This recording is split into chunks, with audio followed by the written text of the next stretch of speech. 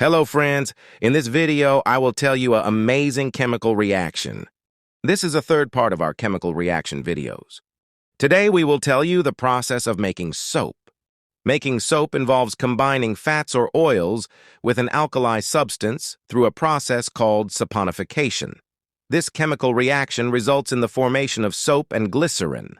First, fats or oils are mixed with a strong alkali solution, traditionally lye, sodium hydroxide, for solid soap or potassium hydroxide for liquid soap.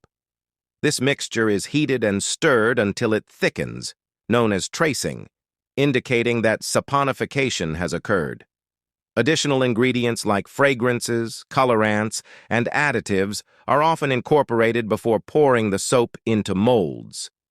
After the mixture solidifies, it's cut into bars and left to cure for several weeks, allowing excess moisture to evaporate, resulting in a milder and harder bar of soap. Subscribe for more videos like this.